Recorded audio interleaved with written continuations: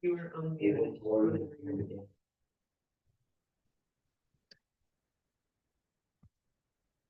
All right, welcome everyone to the March 5th meeting of the Village of New Paltz Planning Board.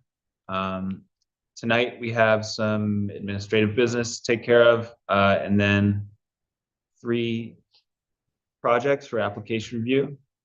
I'd like to start tonight by looking at the minutes from our February 20th meeting. Did everyone get a chance to review those? Is there anything we need to change or update? No. Okay, in that case, could I get a motion to approve the February 20th meeting minutes? So moved. Second, Second. all in favor? Aye. Aye. I believe we also need to approve the minutes from the prior meeting. What was the date of that? February?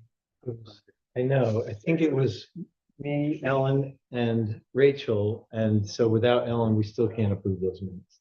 Oh, I see. Okay, There's another double Well- recusal. hopefully, We'll get there. yeah, hopefully Ellen will be here next meeting. In that case, do we have our village board liaison here tonight? Hi, Bill. Any updates from the village board or Ulster County Planning Board? So we have a new alternate. Yes, I announced that as well. Please do. Nothing really to report from the village board. No update really to provide you that's relative to this board. Ulster County Planning Board meets tomorrow night, so I really don't have anything to report from there. And there's no referrals on that agenda for tomorrow night. Wait. 11 Water Street. I didn't see it. Oh, wow. I've asked, like, Oh, that's 2 months in no. a row, that they ditched that application. Check. Oh, great. Let me check.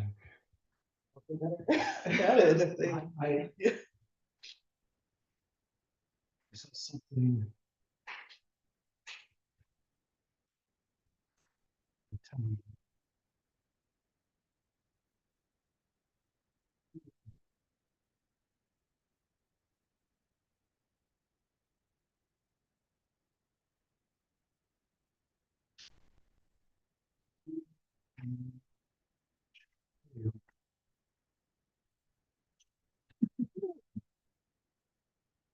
Well, they was, Sure.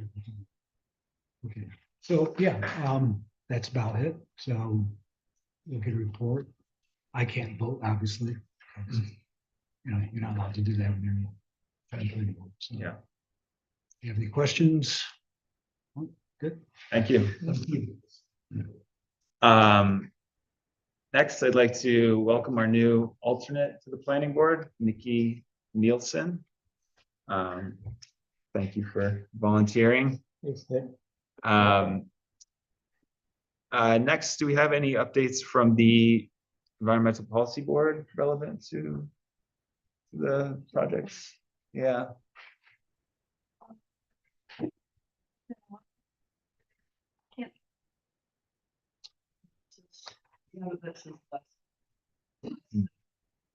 No, that's probably why I can't think of anything. Okay, no problem. Next, were there any updates from the town planning board that you'd like to share, Amy? Oh, I think,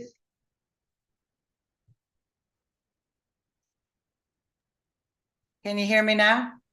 yes. Okay, so I do have a quick update.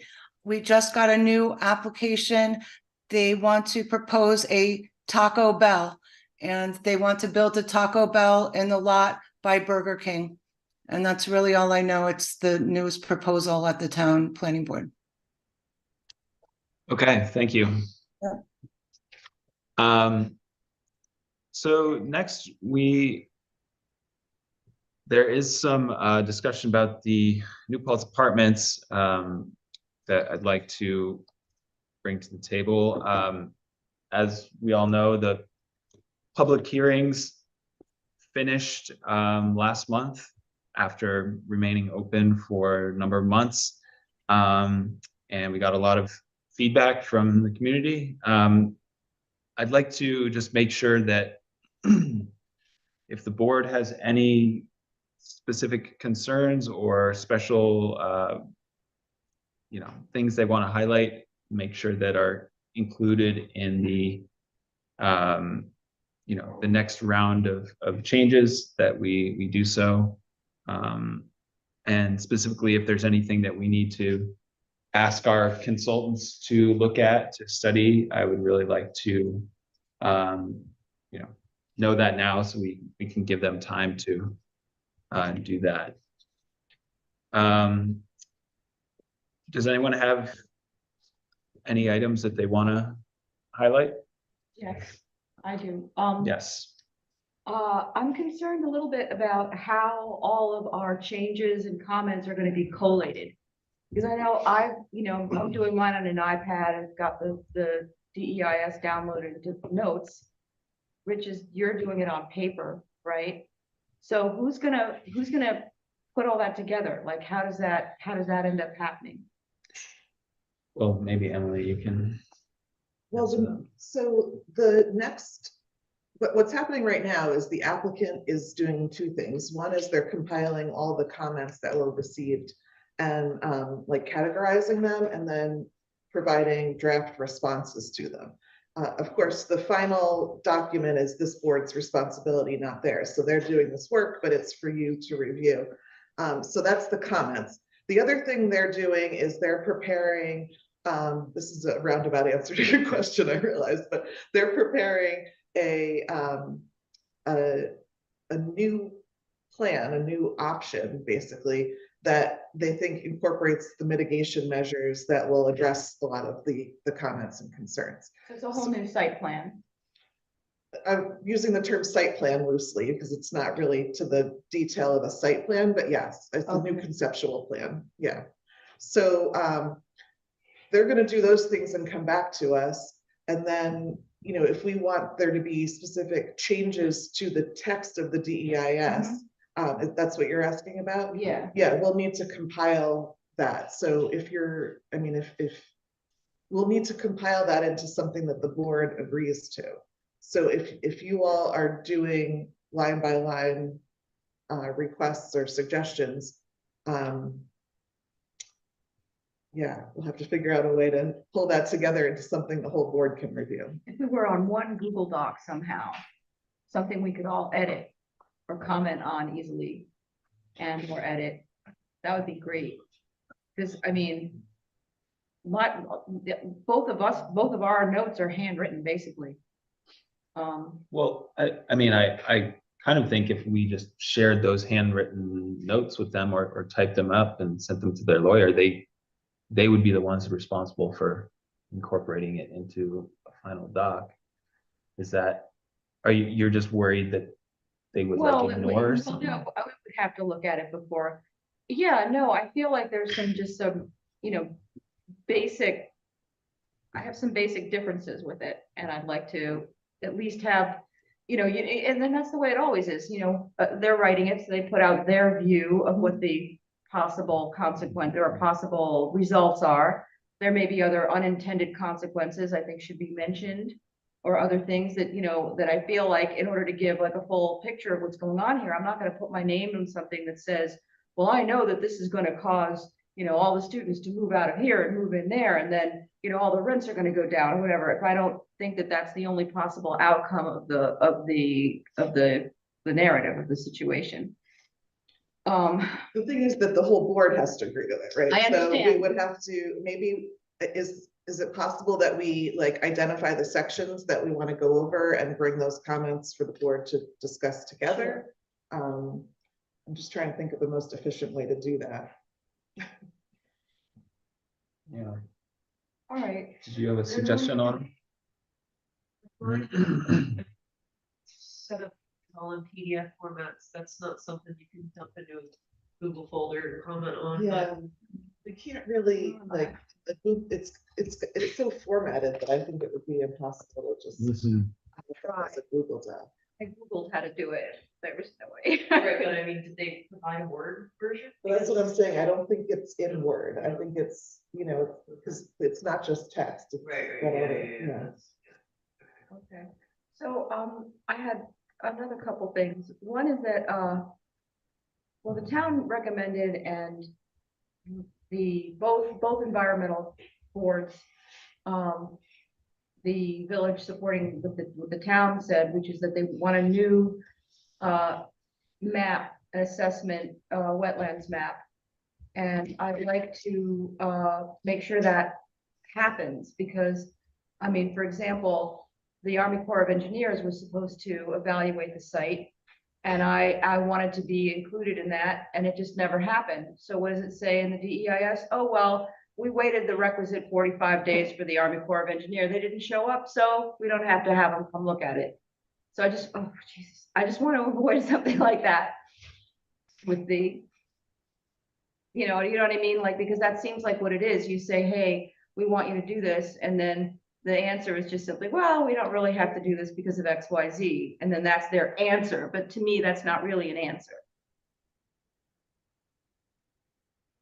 Right, so you're saying like the last wetland survey was 2 years ago and you want a new one? Even so, yeah. I mean, the town wants one done by their wetland inspector. I don't think it's unreasonable. The town wants their wetlands. I mean, That's I what think the we need to town- be really specific Yes, about what we're okay, the asking. town environmental board requested that their wetlands inspector double check it and map it just the way we had our wetlands consultants look at it, and they did disagree with the conclusions from the consultant that they hired. Yeah. Is there anything else that our environmental consultant needs to look at? Any like disagreements with what is in the DEIS? Well, someone bring up the discrepancies or inaccuracies or insufficiently Right, depicted aspects of the maps that they provided. right. I remember, yeah, so improving the maps and some of the details about like the bridge Yeah. crossing the wetlands. Yeah, I think that would be important. Who was the person? Do you recall the name of the person that made those comments? So I can- David Joaquin. That's right. Yeah.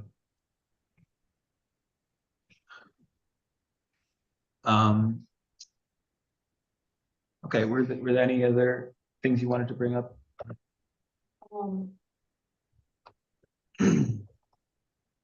Those are the main ones. The other question I had was about the alternatives, but we're gonna get to that later.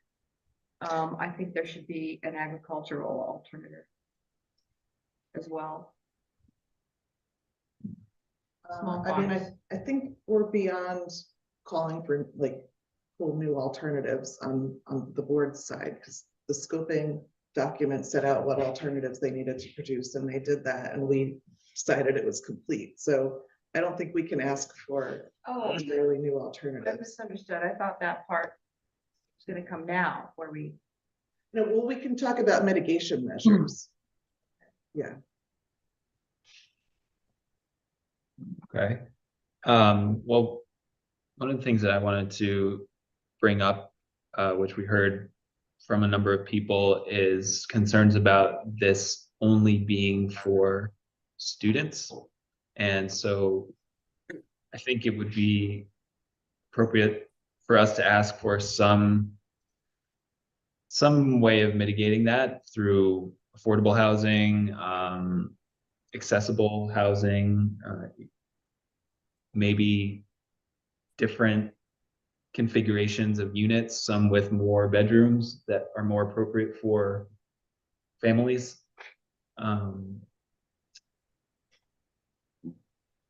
I don't want this to really only be viable for SUNY students, so. Let me follow up on that, Zach.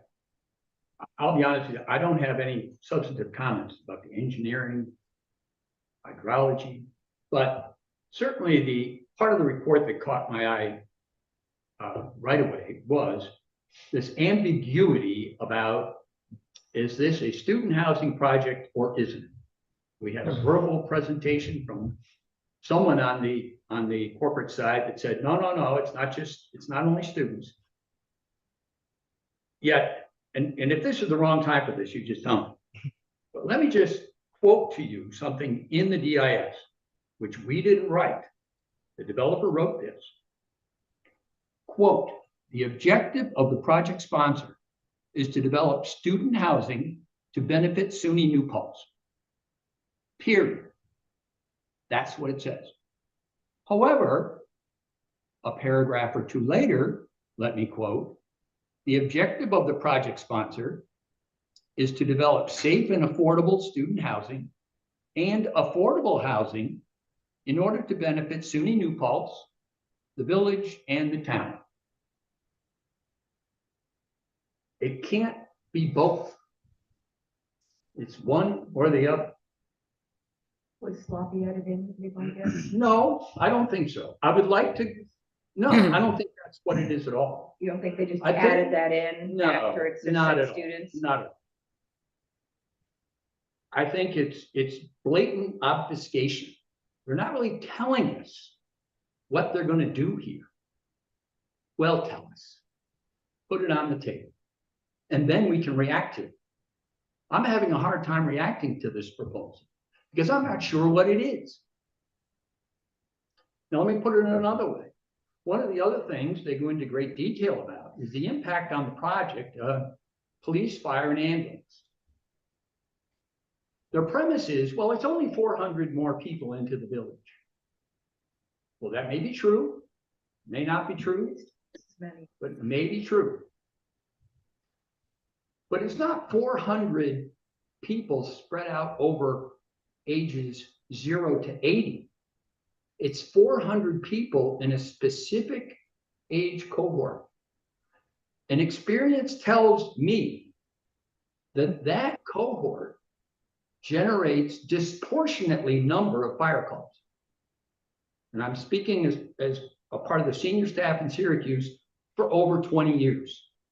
The vast majority of fire calls we had in that city was to student housing, the vast majority.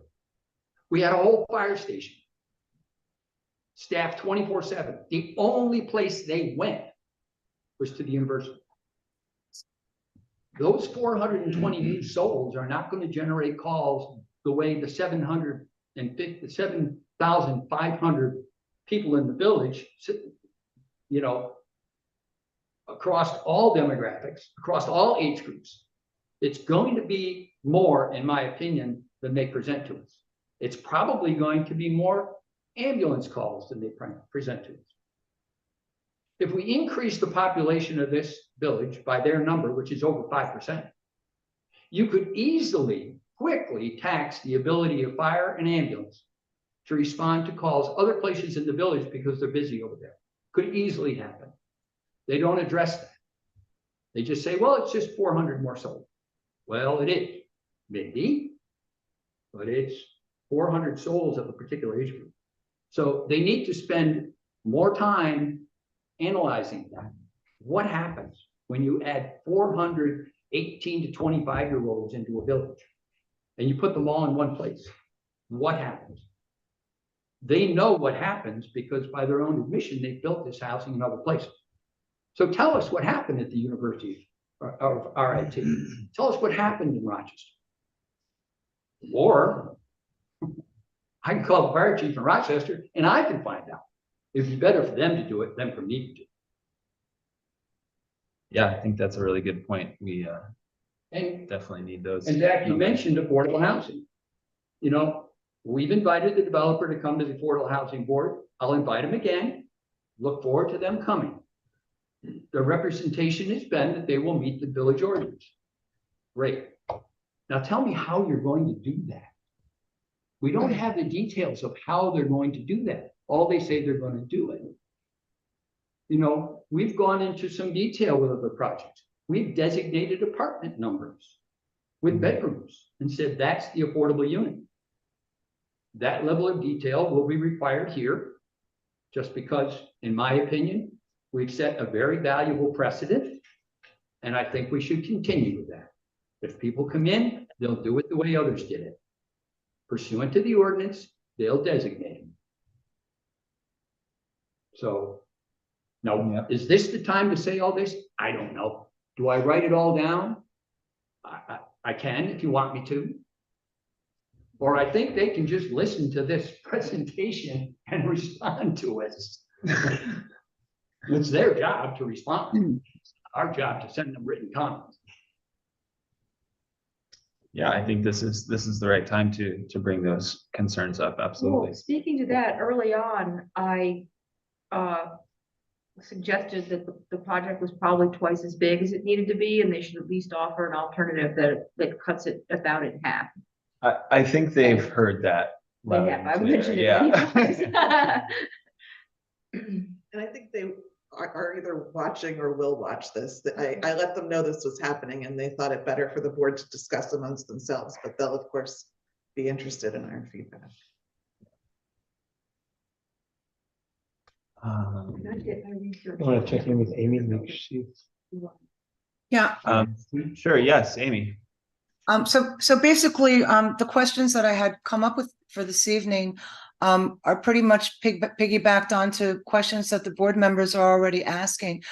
Just a lot of details that are missing, like, for example, at SUNY New Paltz, we have a similar population, but we have campus police there. We have RAs there. Is this community going to have, full 24-hour security guards? Are they going to have RAs in these buildings? What's the layout for that going to be? I don't know if you guys have ever been over to South Side on a Saturday night, but that's, what could happen over there. So I'd like to know what the plan is for that. And the other thing that I'm very, very curious about is the affordable housing plan. We have nothing. I mean, I don't really understand if it was built for students in this type of a way that they had proposed, how any family could have dignity living in a home like that. I don't think it's built for families with kids or married people.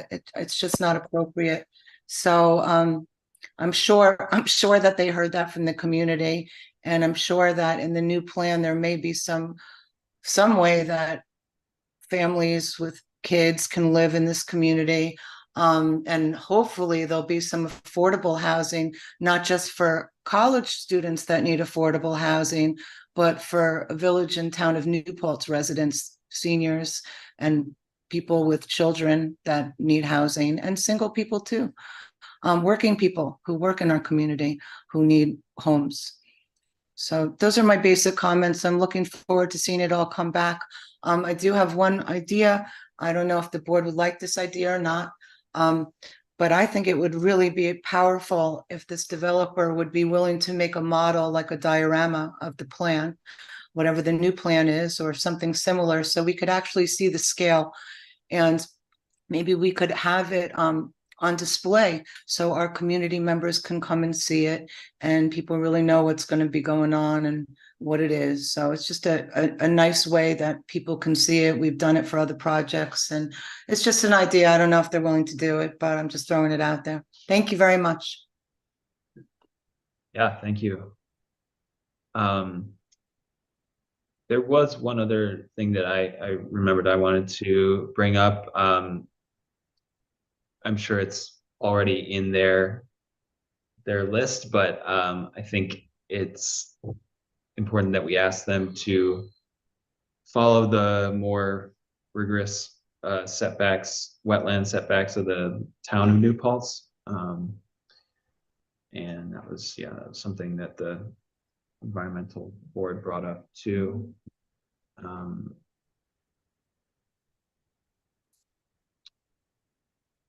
Yeah, okay. I think that was it for me. So I can take this list and condense it and send it to the applicant. I'm thinking, so we have kind of multiple pieces. We have edits to the DEIS, then we have the comments and responses and the new plan with proposed mitigation, which we'll need to discuss with them. As far as the first piece, the edits to the DEIS document, I'm thinking maybe if you want to, who thinks they're going to go through the DEIS and like make proposed edits? Is it, do you all think you're going to do that, or it sounds like maybe I've Rachel started and doing Rich? it. I don't Okay. think I'm gonna do the whole thing. I mean, there are things I Yeah. know nothing about, like Right. traffic, for example. I mean, Well, I'm I just thinking, wanna take like the first, the narrative in the beginning, the narrative that relates to the community and the environmental. I'll do that. Okay. Maybe someone else can do, maybe we can divide it up. well, what I was thinking is, I mean, there may be just certain sections that you all have things that you think are important to work on. So maybe you can tell me which sections those are, and then we can plan another time to go through the proposed edits on those sections. Just so that we focused in. Sure. And you're referring to the original DEIS that we received 6 months ago? or whatever. Yes. Yeah. Mhm. So we can bring, because I went through it at that time and I just like, highlighted and asked some questions in the margin. I'm 90% certain everything I've flagged has been highlighted and discussed, so therefore we want to see responses from it. But if I see something that hasn't been highlighted or discussed, then I will, I'll mention that. I mean, wouldn't we have to do this for the final document, for their proposed FEIS anyhow? Yes. So does it make more sense to start over on the new version that they come up with? I mean, maybe think, Well, normally the FEIS is the DEIS with redlined changes, plus the comments and responses and, other things that we want to include. right? So they're not necessarily going to go back and do a whole redo of Right. the DEIS text. Right, what I'm saying is when we do our next set of edits, should it be after they have already attempted to deal with the suggestions and comments that we've already brought up? Let me check in with them on the process, on Okay. what they're proposing to do and see if that makes sense. And I don't know if I've missed it or not, but have our consultants already reviewed this and responded? For instance, has our engineer taken a look at the sanitary sewer plan? Yes, They have. when we got the DEIS, we had our consultants review it for completeness and let us know which parts they thought were lacking. Okay. And all those changes were made, and only when our consultants felt that all their comments have been addressed, that's when we decided it was complete and went to the public comment. Okay. Yeah. I mean, it's Autumn, not are to all say those there's not reports a, in the file? They should be. No, I understand. But that's where they should be. Yes. it's not to say there aren't impacts, there are impacts, but No. what they're saying is that Yeah. they were evaluated. Right, Yeah. right. So I'm not sure how this works with the timing and or the best way to request it or whether we're even at liberty to request it, but I appreciate what you shared, Terry, and I have the same, one of the same fundamental thoughts a lot of people shared was this question of, is it student housing? Clearly it is, but it maybe isn't allowed to be, so they're not saying it is. And then the other is, how do you integrate affordable housing into the units, the way they describe them to be designed? There has to be examples in our country of properties that have been developed that take into account the various needs of a community and integrate them into a single model. Like, for example, meeting a need for student housing and affordable housing for potentially families on one campus.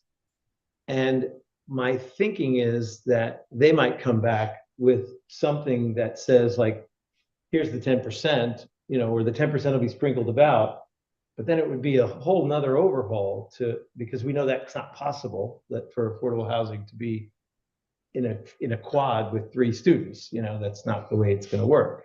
So I guess the question I'm asking is, how do we go about asking them to bring something that's innovative or responsive to this issue, as opposed to just saying, this is how your policy will be applied to our design.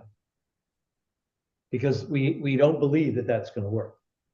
And that it will be a waste of a very important iteration and opportunity to respond to a question. So in the context of seeker, this is all kind of within the concept of community character and the need for affordable housing as part of the community. So I mean, you can ask for what you just said, innovative approaches to provide that. I mean, I don't think student housing and affordable housing are necessarily two separate things. Students need affordable housing too, right? So that. Well, do you know our law in the code and whether you can design a property like this and say it's only for students? Yeah, I don't think you can. And You cannot. that's why they're not, right? They're not saying that. Yeah, Yeah, they are saying that. well, they're no. saying it's designed with students in mind, but I think that's why they're being The objective careful of not the to. project sponsor Yeah. is to develop student housing to benefit SUNY New Paltz. I didn't write that. And that's not part of the sentence. That's the sentence. Well, it's a professional corporate student housing developer. Yeah. And you ask what happened to the last property? They sold it to a huge multinational student housing rental company called Scion. And that's what Okay. they do. But they do acknowledge that it's not legally allowed to be only rented to students, like, even though that is maybe what they're, It's their you know. business model. It's how they make money. sure, but they have acknowledged multiple times that they know the code and the law, so. It's not the code, it's a state law. It's discriminatory. Excuse me, yeah, the state law. So they have to come back with something that's responsive to the fact that it can't be that exclusive, that for that purpose exclusively. And or if certain elements of the design are for that exclusively, then they have to address other elements of the requirement in a different way in the development. Yeah, I think that's. The missed Good way of opportunity will be looking if they come back and say, this is our place and 10% of it will be affordable again. Because we know that doesn't work. I mean, I don't say we know, I say my strong opinion is that there's no way to make that work. And I completely agree. And Rich, I don't know that there are many examples in the country. I've read quite a bit lately about the concept of privately built student housing. And it's a pretty large market. It's going to get precipitously smaller very quickly, by the way. Very quickly. Within 5 years, some of these developers could be in big trouble because they've built big developments. This one, by some standards, is quite small. I mean, 2,000 units is not unusual to do this. This one is 200 units, 700 bedrooms. In all the cases that I read, there was no local requirement to have affordable housing. I think what happens here is, and this is frankly, a local requirement for affordable housing is not common in America, and in a village this size, it's probably very uncommon. So they have a real challenge on their hand to do this. And you're absolutely right. It can't be, well, we'll comply with the ordinance. Because as I sit here, I can tell you, as I've said to others locally, publicly, we have over 100 families right now on the list waiting for affordable housing, and not one of those families is a student. Not one. And the priority listings that are in that ordinance are not to the benefit of students at all.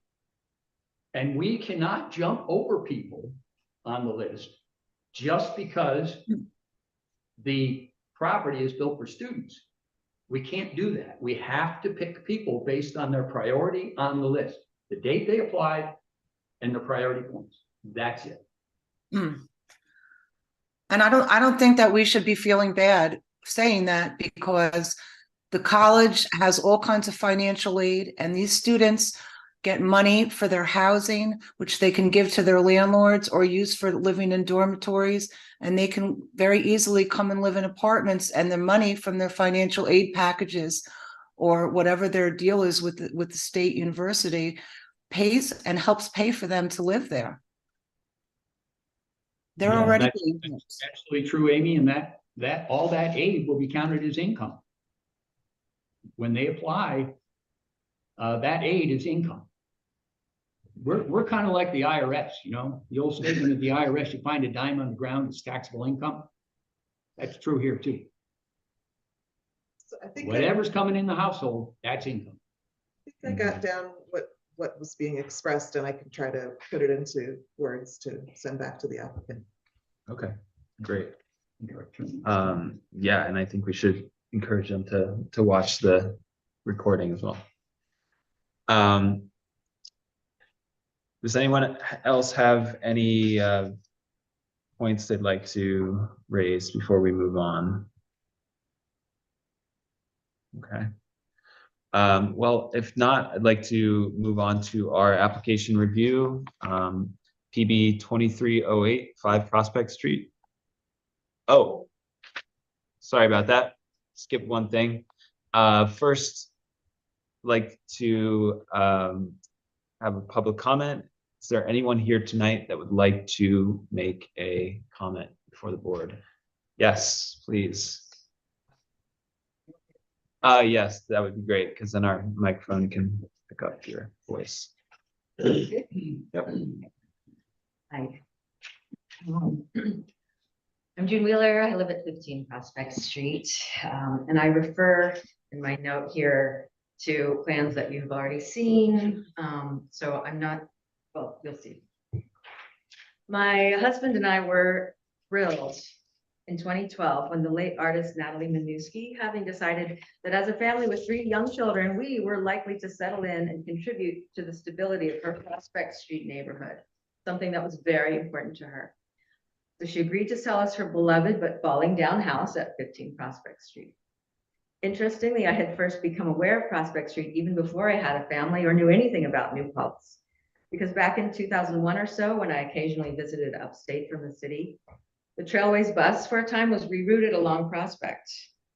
I remember noticing and being charmed by the houses on the street and thinking that this would be a lovely place to live, which it most certainly has been, thanks to the wonderful sense of community amongst our neighbors here. It is the character of a neighborhood like this that our R2 zoning surely is meant to protect. But neither the letter nor certainly the spirit of the R2 zoning laws seem to be complied with in the plans for 5 and 7 Prospect. This is dismaying for several reasons. As we're all aware, we were just talking about it, there is a housing shortage / crisis in New Paltz. However, to be clear, it is not a shortage of rentals by the room, but of single and 2-family homes. Rental homes suitable for families with children, in fact, are so exceedingly scarce in the village that families looking to move here have had to delay or change their plans. And I know this through a close friend who knows of 3 families who are looking to move to New Paltz, desperate to rent, and who cannot find anything, though they've been looking for months. Both 5 and 7 Prospect were single and 2-family homes until relatively recently, but neither is at the present time, and they likely will never be again if the plans before the board are implemented.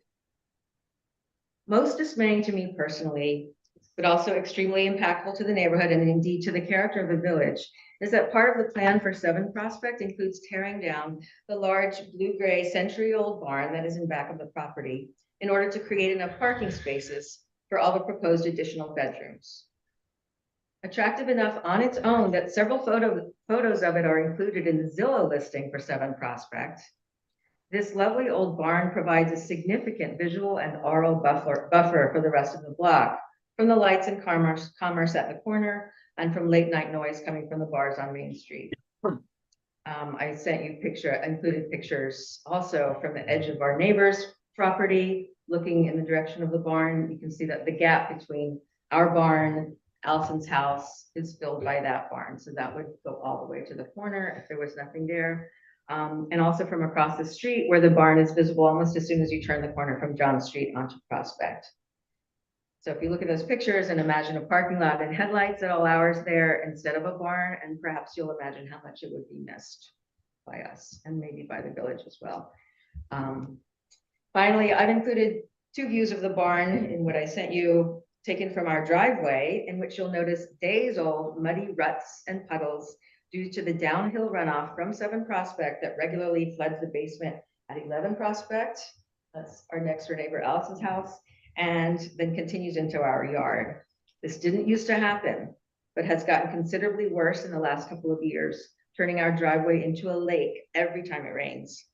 I'm very concerned that the new semi-permeable paving bricks planned for the parking area behind 7th Prospect will likely not drain as advertised.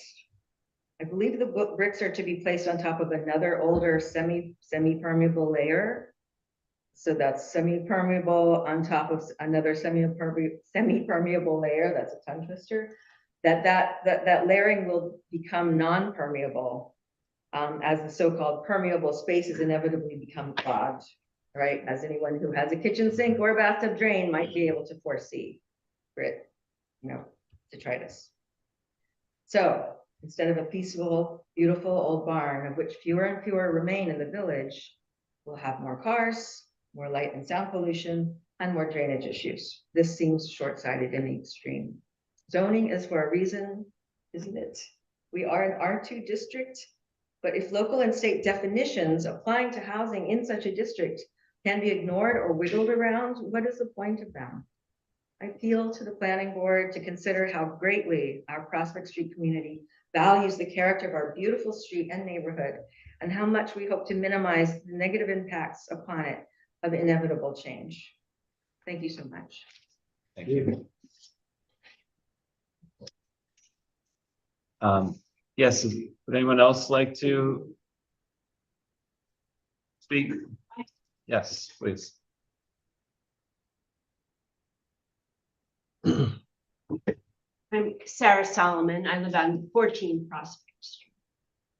Just a brief statement about that I and my daughter moved to the town and onto Prospect Street 2 years ago. The big draw was the Victorian homes and how beautiful it was. And since we've been there, it's been such an outstanding neighborhood, neighborly people. And I'm very saddened with the idea of historic buildings or the barns being knocked down, and to have the single, I feel like we're really being pushed out. The families and the gardens and such are being pushed away, and I'm saddened by it. I'm just expressing it. And then if I could briefly mention, I wanted to protest about the placement of the Narcan boxes in town. But is that is that at all planning board? No. Okay, nothing. I wonder. What do you have a problem with that? Well, there is one, they've been put around on the trails and such. Yeah. But I'm protesting the placement of the one right next to the soon-to-be Black History building on 32. Where they're raising money to try to, it's right in front of that. I spoke to anyway, I don't know who to, I'm not sure if it's objectionable. I feel insulted by it, but Yeah. I think that's something that the village board is board in responsible general. for. Oh, The village board. Yeah. Yeah.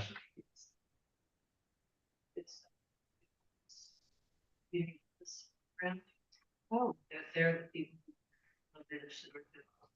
They managed, but I wonder who decided where they would be pushed. Well, I could reach out to them. Oh, that's really awful, but I wanted to. I'm sure no one meant to insult you. Oh, no, I know it wasn't, but I feel just, there's so few of them, it's just, anyway, it's something to consider. I'll address it with that board, or that group. Thanks. Thank you. Thank you. Is there anyone else here tonight that would like to make a public comment? Yes.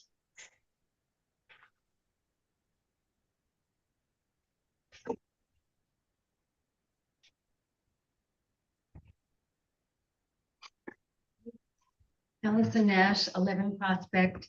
I live next door to the house with the barn that Jim was describing. And I'm here to speak about the plans for 5 and 7 Prospect that you'll be bringing up later. I've spoken several times about the plans for 5 and 7, and I want to reiterate some points.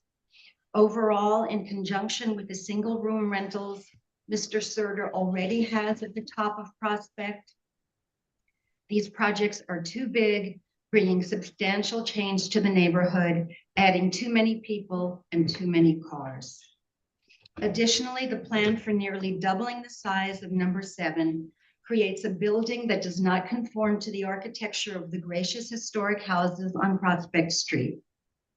Furthermore, the proposed parking lot, large parking lot, is not only visually out of character for the neighborhood, but along with the proposed additional building construction, will create drainage problems for the properties downhill. And June talked about that. When the driveway at number 7 was paved, my basement began flooding, and large pools already form in my driveway from rain and melting snow. Additional construction will worsen this problem. I would like to once again address the issue of code compliance. I have previously provided the board documentation indicating that virtual rooming houses are not permitted in the R2 district by New Paltz Village Code and New York State Code. The current occupants of number 7 are a group of college students, each renting a bedroom with a 1-year lease. They are graduating this year and have told me that 6 other students will be moving in next semester. Thus, number 7 is currently in non-compliance with code and will remain so for at least another year and likely longer. Approving Mr. Surter's plan for 7 Prospect means approving the extension of a code non-compliant use. Rentals by the room are lucrative. The current students at number 7 told me that they each pay $750 per month plus utilities, with 6 bedrooms, bringing the landlord $4,500 per month. The rent is likely to increase for the incoming tenants. What was once a family home has become a virtual rooming house, no longer affordable for families. A former lovely 3-bedroom home has been divided into 6 bedrooms, the design of which is no longer conducive for family living, even if a family could afford the rent charged by the landlord. As has been mentioned, there are many families who would like to live in New Paltz but cannot find housing. Mr. Surter's plans overdevelop the lot in ways that not only decrease the value of my home right next door, but are detrimental to a stable neighborhood of long-term residents. Thank you. Thank you.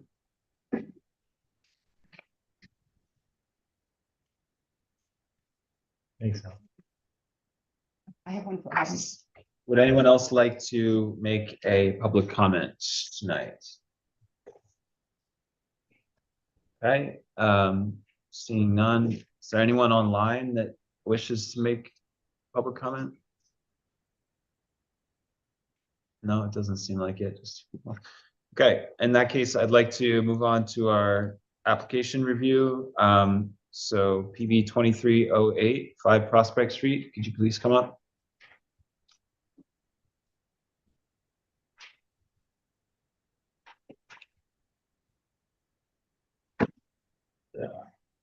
Welcome back.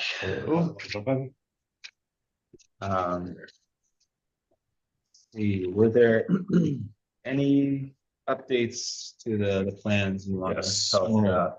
outline and kind of go through what we've changed since the last time and everybody's looked at it.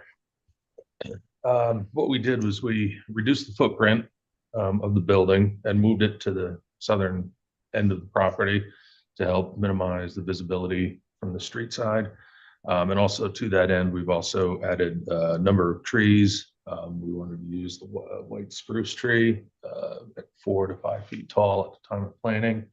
And looking through the trees, they grow roughly up to 2 feet a year. So we feel that would be a good buffer. And some other low plantings around the parking area to help minimize the visibility there as well. In terms of the floor plans, we reduced the number of bedrooms for each unit to 3. And we also eliminated the bathrooms, right? Except for just one bedroom has its own bathroom, and then there's a shared bathroom for the other bedrooms. The original plan had a bathroom for each bedroom, so we got rid of that. In terms of the elevations, what we did was going around specifically on Prospect Street, we looked at some of the features and detailing of some of the houses, and we tried to incorporate some of those in with a gable roof with some vertical siding on the gable ends of the roofs, also a shed roof over the garage instead of the full height building, again, to help minimize the mass and scaling of it, to sort of bring it to fit better for the site and the neighborhood. Number of doors also. What's that? The entrance. Oh, yes, the entrance door. We did eliminate the multiple entrances on the front of the building to just one. So there's one entrance and then separate. Yes, once you get in that Entrances. door, then you go upstairs or to the main floor. Okay. Yeah. Did anyone have any questions about the updated site plan or? Site plan, It didn't sound as though they had. so Or either one. is it clear that they've reduced the number of bathrooms, so it looks more like an apartment the family could rent? I mean, obviously you can't control who rents a place. I think it's more important, how they, behave at the place. And, I'm just wondering, when I went over there today, you said that the garbage would go in these dumpsters, but it looks like, and also, from what I saw today and from the pictures that we've gotten from your neighbors, like there's garbage, like there are cans like overflowing with garbage on the front porch, and then there was garbage, like garbage cans in the sort of the alleyway, and then there was sort of garbage on the lawn. And I was just wondering if, since you were right there and like that's basically your big corner of the block, it might be nicer for your neighbors if you could get someone to pick it up. Like, I don't feel like it's the responsibility of the tenants because it's your property. So I'm just saying, like, that's one of the complaints we got, and I saw it today, and I think that it might be a good idea, like if you want to just clean We it up. do have a contract with County Waste, and they provide them with cans Right, but to fold them in and out. right, but it's still like, you still have to, I mean, you have a contract with County Waste, but it's still, the cans are there, they're overflowing with garbage, and there's garbage on the When they lawn. are overflowing, you could ask everybody there, I do call them to pick them up, and they do move them.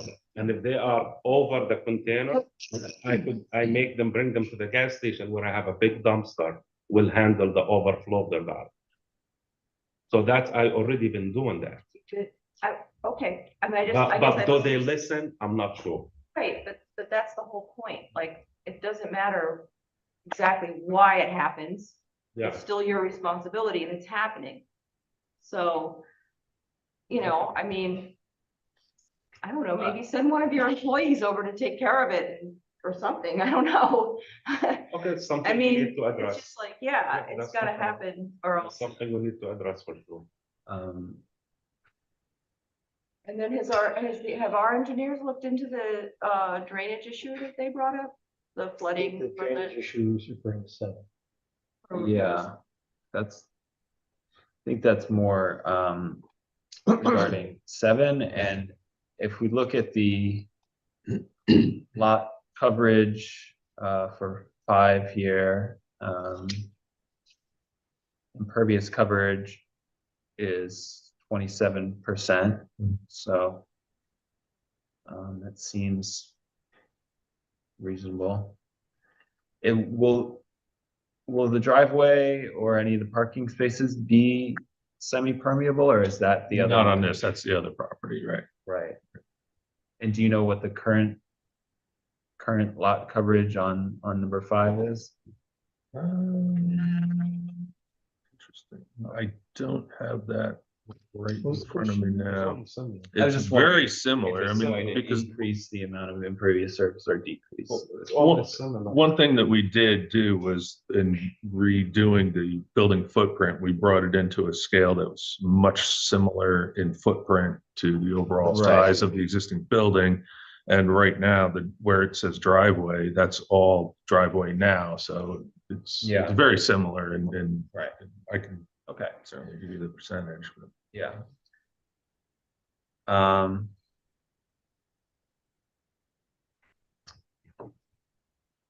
And I'm sorry, I've been there and I don't remember. The driveway currently is all paved and it will be the same amount of paving, impervious paving? That driveway is an easement from 3 Prospect. Right, the driveway. Not driveway. What about the parking area? Parking is the same area of what existing now. And it's We're paved, not adding. it's paved, just Yeah, from it's my paved, recollection. exactly. Stockade fence. I'm saying that's like this with, how tall is that gonna be? We don't have stock. No, I think you're referring to 7. That's on 7, yeah.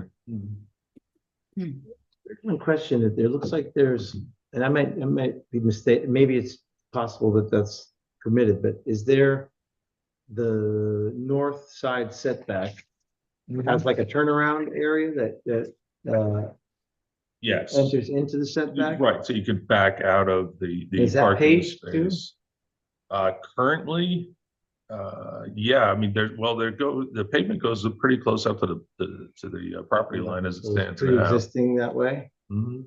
Does that mean that that can be left like that if it's pre-existing and there's this type of development Well, done?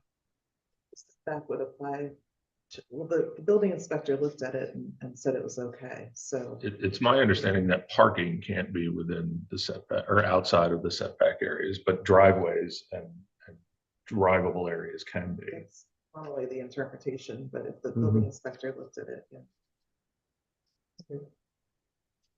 It's just, it would just be, if you look at that last space there, it'd be very difficult to you'd have to back up considerably to go out if we didn't have that. Yeah. turnaround. Yeah, I understand why That's it's really like why that. I'm we're- just making sure that we're permitted to have it. It doesn't have to be removed if it's a redevelopment. One other question in the table, it's simple, but it says 2.5 stories that we're assuming that that's 30 foot. The required indicates 30 foot. So 2.5, like by design is Maximum usually height. 30 foot, Yeah. 30 foot. But you want to just include that just in case the gable or any other things don't exceed it? Sure. Yep.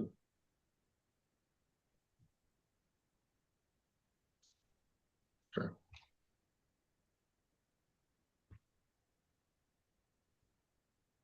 Obviously, the neighbors are concerned about the issue of renting this property by the bedroom, but I thought you said at one time, thought someone on the team said at one time that you don't do it that way. You rent by the apartment. Did I hear you? That's correct, yes. So you wouldn't have any you wouldn't have any problem with us putting that right in the resolution, but that's the way it will be rented. It's one lease for the whole apartment. I'm looking at our attorney, can we do that? I mean, I'm not sure what the reason would be because the code doesn't really require that. Is it? I think in deference, I think it's a good idea. I think if the owner of the building has represented to us that they do not rent by the room, then I think we should memorialize that in the resolution and have it run with the land. And are you comfortable with that becoming the precedent for all applications that follow this one?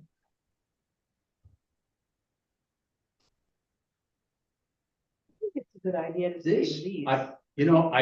I just went through some training about precedent. I'm gonna look at our attorney now. What I was led to believe in the training was that if the issue is identical, then you can rely on precedent, but it has to be identical. So if this identical project came up in an R2 neighborhood, I would say yes. I'm gonna need to look at this because this is a site plan, it's not a special use permit, so our authority to just add conditions is limited by what's in the code, and I can look at that, but, you know, normally in a site plan, that's not the kind of thing that we would regulate, but I'll look into it. Okay. Were there any other questions we had? Any comments on the site plan?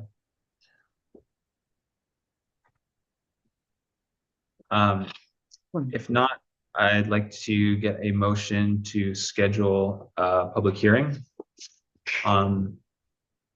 When would be the next, probably the first meeting in April, when?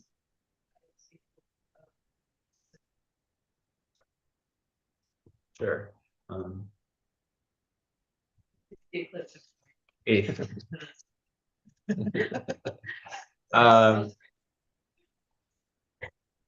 Okay. Quickest answer you've ever gotten.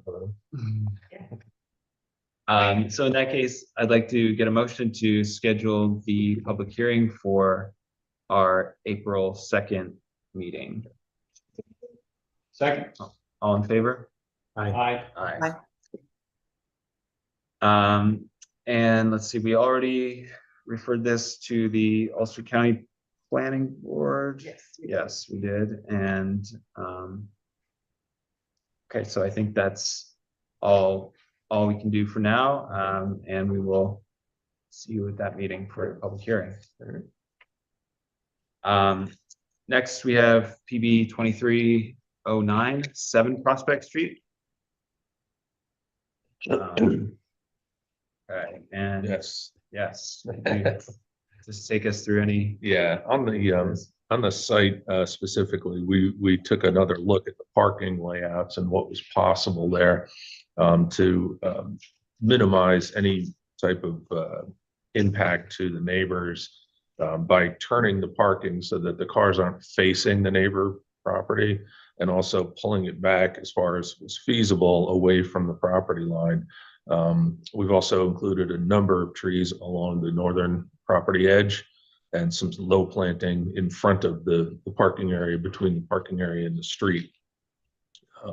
We do have, because of a backup turnaround for the parking area, we do have a short section where it wasn't really feasible to plant trees. So there we proposed a 6-foot high by 12-foot long piece of stockade fencing, just in, you know, brake lights or anything like that wouldn't shine into the adjacent property. So that was the main alteration that we made to the site plan itself. Location of the buildings haven't changed. The transition from where we go from the existing paved driveway onto the semi-permeable surface has remained the same.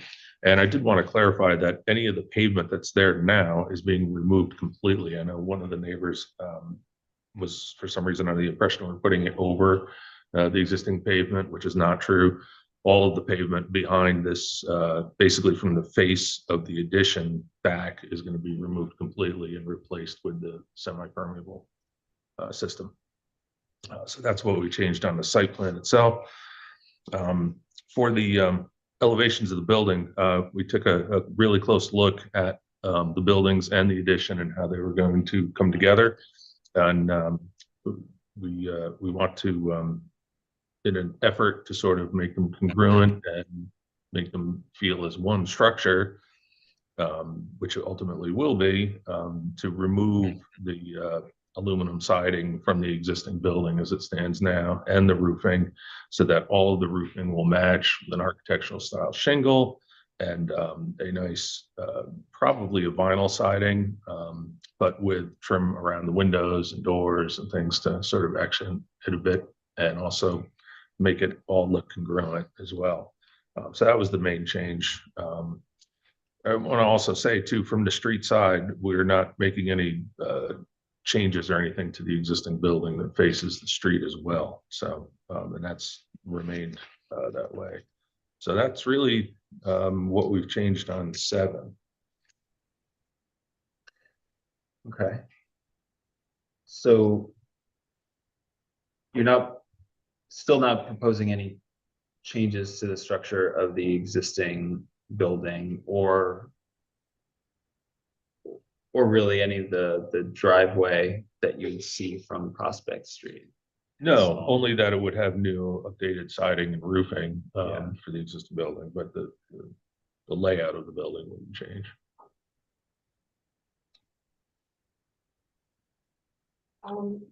Just been looking at it. You have this just 12 feet of fence just on that one portion. And it doesn't really extend as long as the barn. I understand you have trees there, but might it not be better to have both? Because trees are wonderful, but if you're talking about lights and things like that, I feel like the barn right now offers much more of a buffer for both noise and light and everything else. So why not extend the fence so that I don't see an issue with that, do you? you just have this one it looks like you just have this little piece of fence right in that one spot. So you put in the fence and the trees? Or Yeah, both. you're proposing, okay, so Yeah. the fence over the. Fence and trees. Right.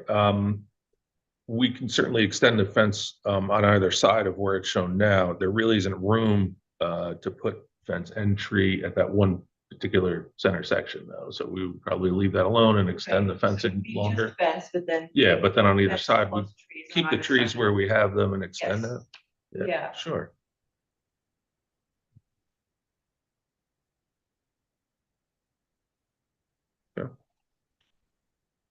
And just to let the board know, I did a site visit at 7 Prospect and 5 as well. And we discussed a lot of things that were addressed in the proposal. One of the things that we discussed, if you remember, was making every effort to have as little, have the parking extend toward the west side of the property, as opposed to, either further east or north on the property. Right. And it looks like you were able to do that with the two that are, Yes, that are, we- that are most south. Yes, we tucked 2 in then- behind and also pulled it back as far as we can. The property, if you do remember, does drop off considerably Yeah. past that. So we could really only go so far with the parking. That's really the limit of how far we could go back without really substantially altering the hill there. Yeah. And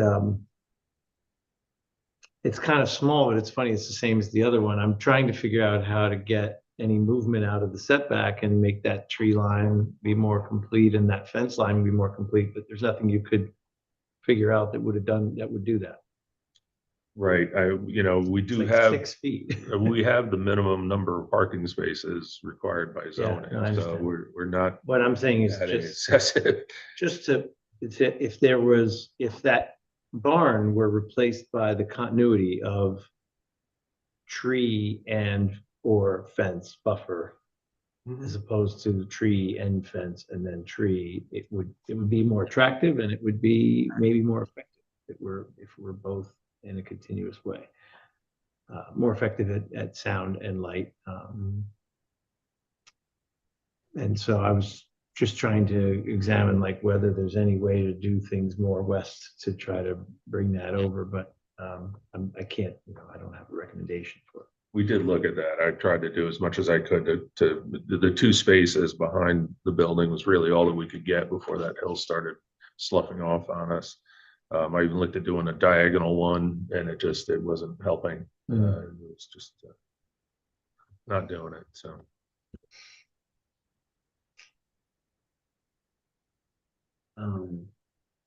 Okay. I'm still just kind of concerned with this design and, uncertain that adding this second house connected to the main house with a connector really matches the character of Prospect Street, matches the character of the community, or the, you know, the intent of the two-family zoning. Yeah, I just, it's definitely a struggle for me. I don't really feel like just matching the roofing and siding is enough to make it all feel like one house. And also we adding the hip roof on top of the flat roof right now to blend in the new house. Because right now in the back, it's all flat roof. Oh, I see. Yeah. So you are changing that. Well, aspect yeah, of we're the- extending the roof, So if you see in in the the middle, connection, that's all. right, in over to meet the other house. If you pass And it, isn't this is that easy, you have to see the- extending it? Oh, I'm He's got it, looking he's at, got yeah. it, Thanks. Isn't that part that you're extending into the setback, the side yard setback? No, that's the existing footprint. Where is, Yeah. where is the old chimney right here? That's Right. where the flat roof right now. And that's where we added a hip roof on top of it. Okay, maybe I do need, oh, yeah. So this is south, they're talking Yeah. about, this is like a flat roof now, it's like a. Right. Architecture office or something, it's been made into the. Okay, that's Try to create that's this the part. I mean, I think it's a perfectly Right. valid comment that, you know, looking at it from the north or south elevation, it looks like two houses connected by the property's features that connect it. And, you know, there's a lot that's being proposed to make it contiguous in terms of the design and the exterior and the roof and the features. But, it's still hard to get over the fact that it, you know, that from here, it's an elongated building with a two-house structure as opposed to what we're used to seeing when we see the two-family property, you know?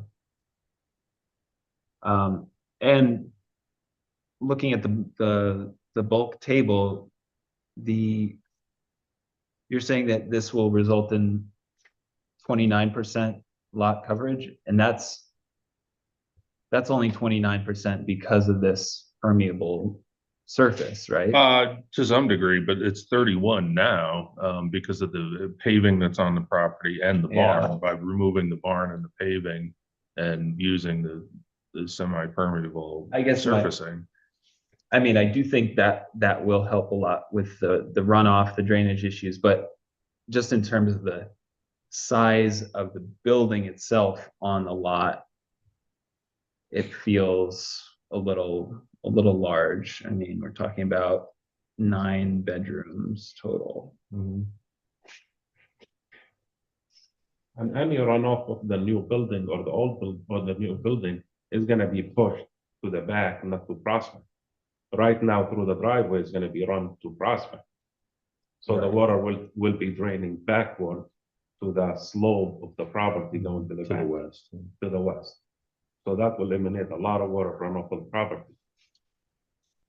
Yeah, I mean, I trust that you have figured out the runoff situation. That's not so much what I'm concerned with. I'm more concerned with the sizing of the building on the lot and the character of the building on the lot. But are there any other concerns from the board? Any other feelings about the design? I don't know, I feel like that the very popular modular there, it looks like everyone in New Paltz is popping those everywhere. The 4-bedroom with the little, the Scarsdale is you're calling it here. I'm just kind of curious. Seems like those things are everywhere.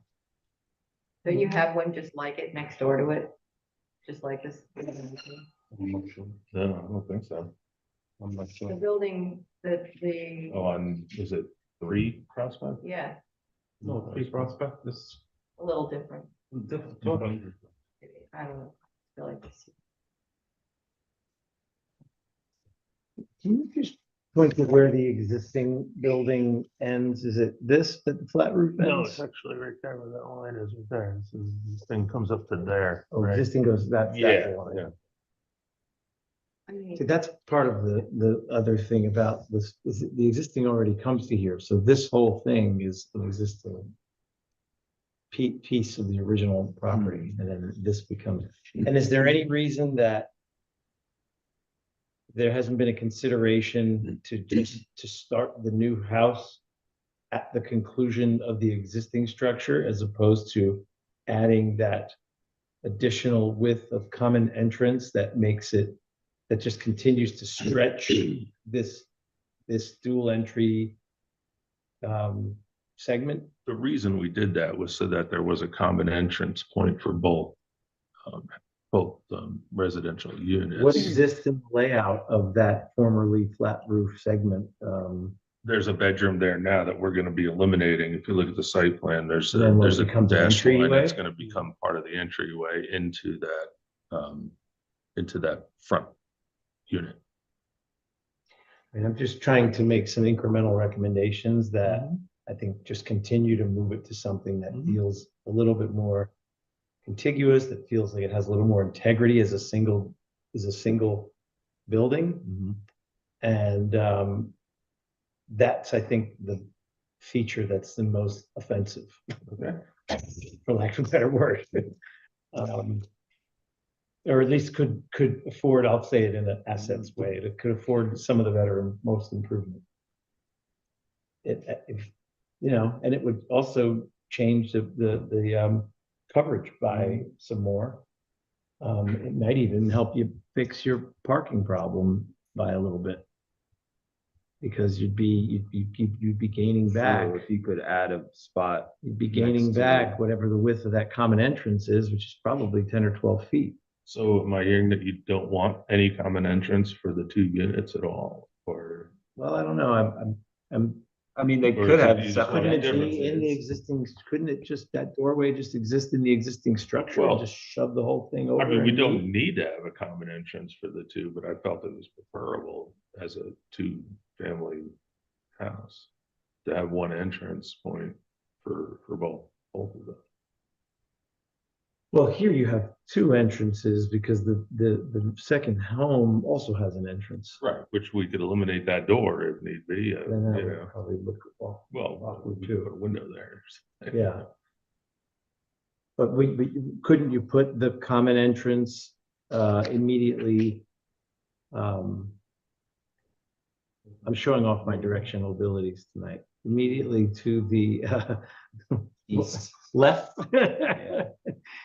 Couldn't you put a common entrance there because it's currently like we're going to be a mud room or some sort of an entry room of some sort?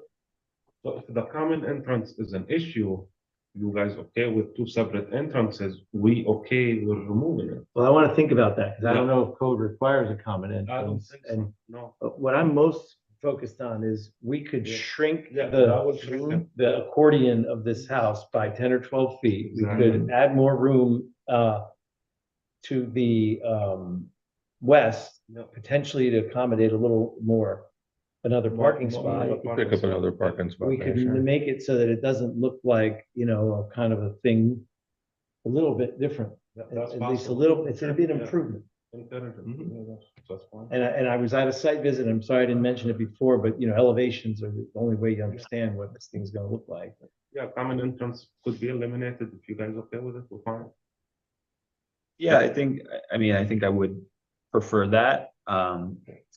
It's a little hard for me to visualize what it'll all look like right now, but yeah, The idea is moving this here, sure. eliminate this segment, Yeah. make a common entrance here. And, we bring the whole thing here and we reduce the impermeable surface and Yeah. it create a little bit closer to having some integrity. No, of the that- single. It would definitely be preferable to me, I think, to see that visualize. That's possible.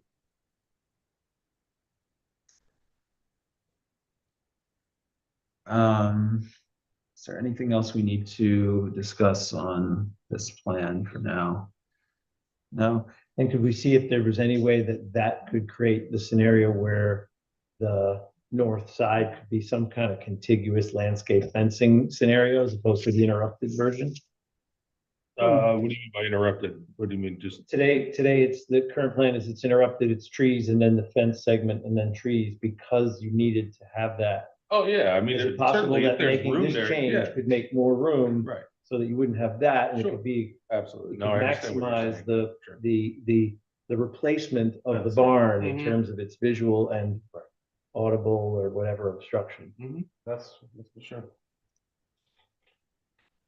Okay, so Okay. we're removing the common area and we're extending the fence. Yes. And more. And putting a third And parking altering spot the- behind the building. Right, altering the parking as we can. And if there's an intermediate look, you wanted us, if you have a sketch, you wanted to look at something, you could forward that to the board and we can Sure. keep moving on changes that try to make it better and more accommodating to everybody's thoughts. Absolutely.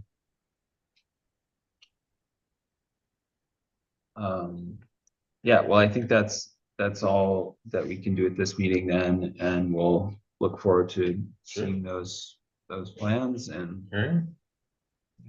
You know.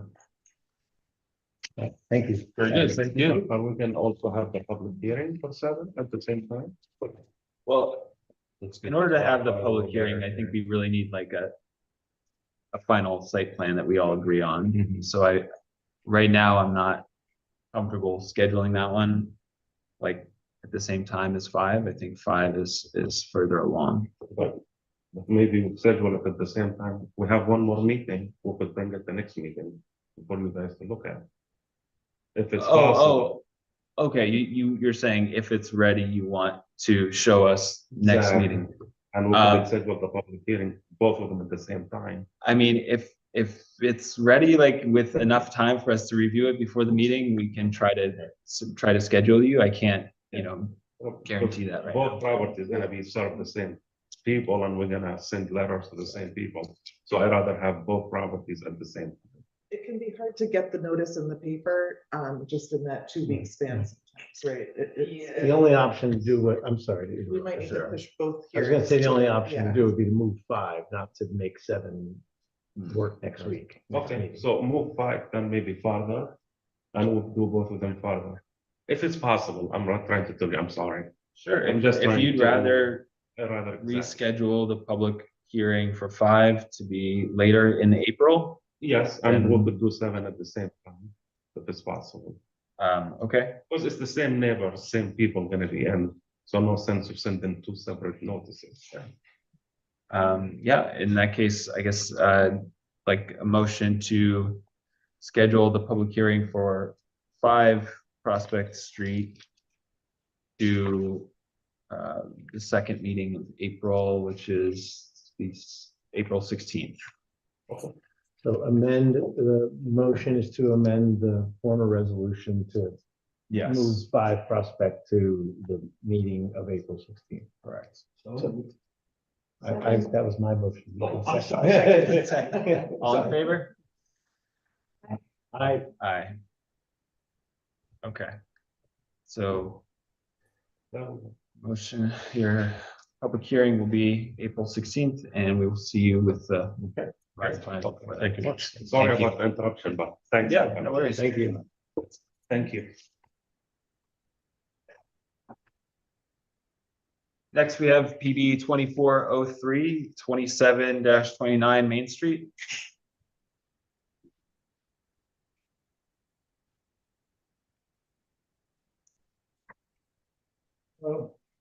John Joseph. This is looking burning the old Wells Fargo building to a couple of different uses. Yeah. So, Can you just walk us through what you're proposing here? so. Amber, can you do that? Or Yeah, give me a sec. I don't normally do this meeting. I think they emailed, you guys get a copy of the email, if not, I can show We you. do, we have the site plan and the rendering you created.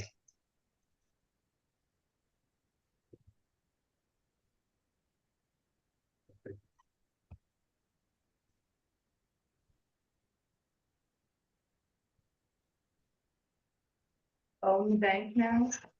Do you own the property or? Yeah, we go on property for company. Wells Fargo still have use on the entire building. So it's-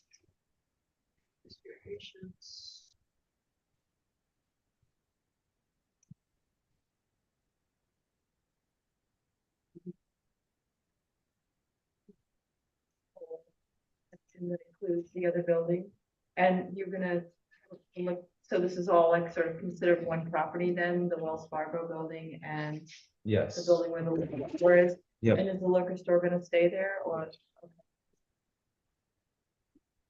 I don't think they're going anywhere. I know, I'm curious how. The new, they introduced. I was meant to suggest that previously, sorry, we have new members before. Yeah, if you could just both introduce yourselves again for the audio. I'm John Joseph. Nick Horton. And I'm just curious, so this is the second of Dino's ex properties you've come before us Yes, with, or did you like get a file his property or something? I actually did. Interesting. I bought his whole portfolio. So we've been slowly. I bought the first building where our pizza is, and we remodeled that and painted it, put the awnings on it, and that turned out pretty good. Yeah. And then we're turning our attention to this. Our bandwidth is only so much, but so I'm just curious, what else is there? there's the La Charla building and the 2 acres of land behind the La Charla / the Al Pizza building. And that's it? That's it. Oh. So, this is easier, so this parcel right here is where the picnic tables are. Yes. So you pull in Can here. you tell me, are you gonna be paving any of that green that's already there or not? Yes, You we're proposing to pave and install 6 parking spaces here. So right up against the building? Correct. So, this is a financial institution. And they are going to use this as their primary, teller area, stuff like that. They're going to use this as their traffic. So they don't no longer use tubes, so they no longer need to be next to us. They're kind of like ATMs. But they wanted the visibility from Main Street. So they've decided to be on this side. This side is a little tricky also, because you have a front door off Main Street and a back door, and they're staggered.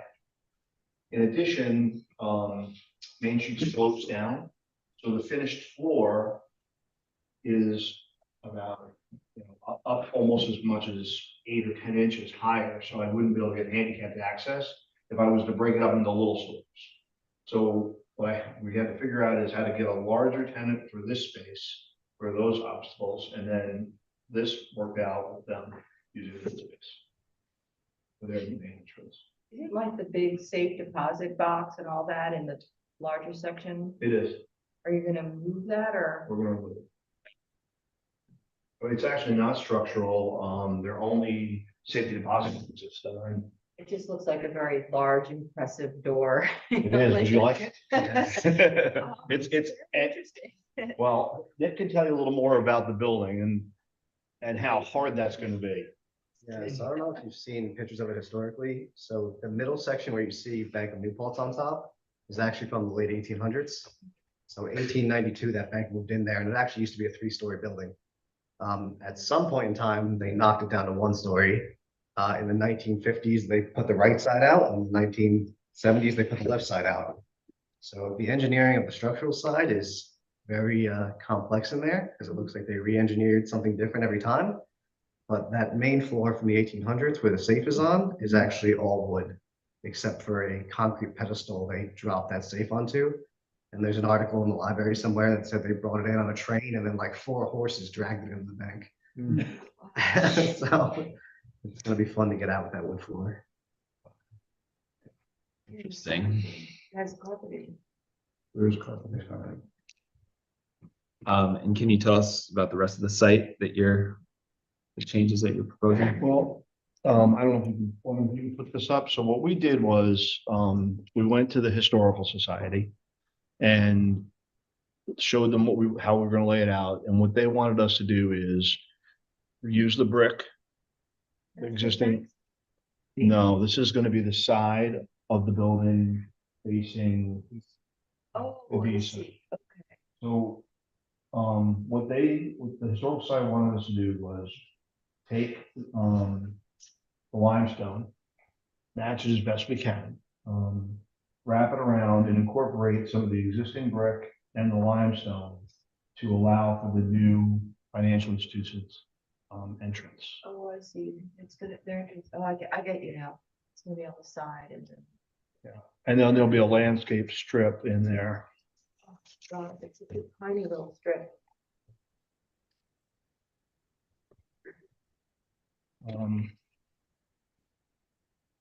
So that's what we're proposing.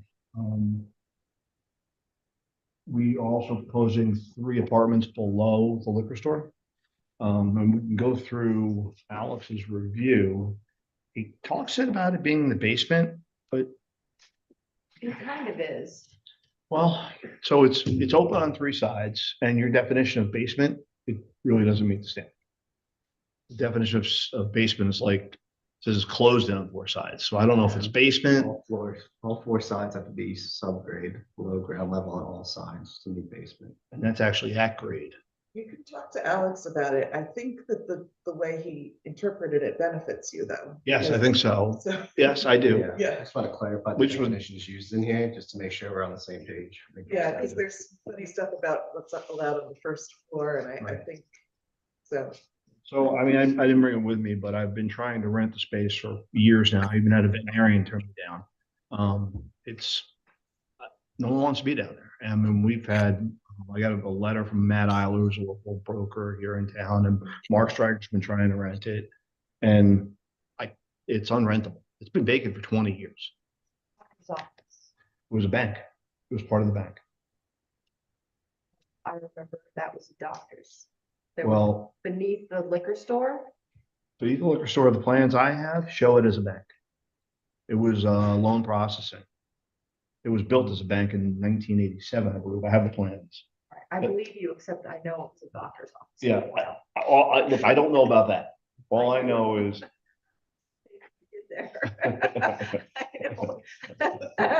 Well, like I said, I have a set of plans. It was built as a bank. And then Dino told me it was vacant for 20 years. I myself have been trying to rent it for the last 2+ years Yeah. with no success. See why. It seems kind of. Arlen, to be clear, the code official said that we can have apartments in the basement. Whether it is a basement or not, we can put apartments in there according to him. Right. Or her. Yeah. Good. And the entrance, there's no elevations of what that looks like, is there? No, The entrance of it would be where? to the apartments. So it kind of, behind the bike shop. Be alive. Yeah, it's behind the bike shop. We have 7 parking spaces, I believe, down there. And it kind of, what we would do is run like a walkway. I was thinking like a gravel walkway, and then put 3 doors and windows down facing the rail trail.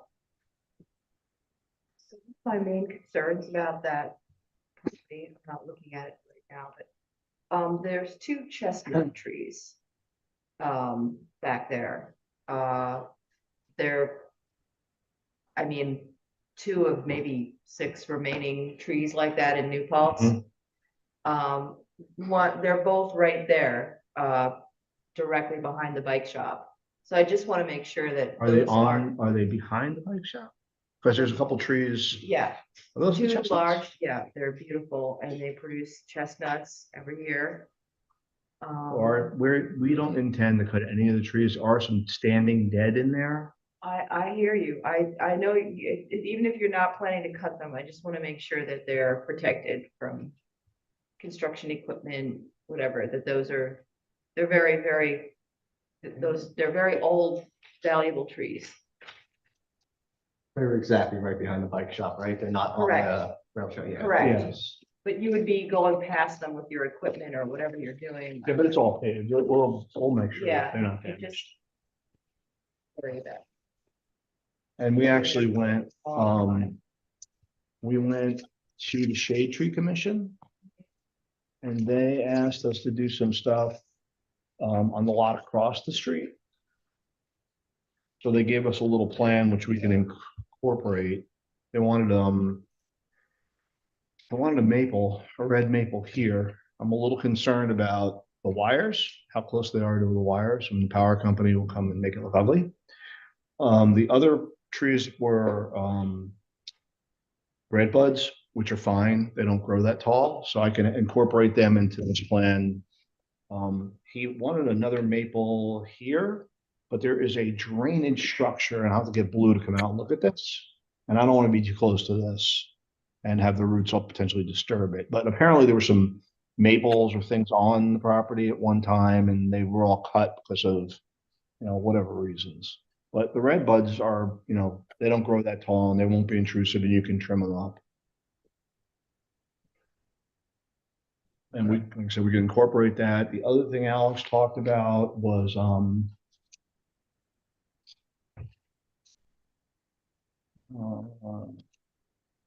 all about the gym.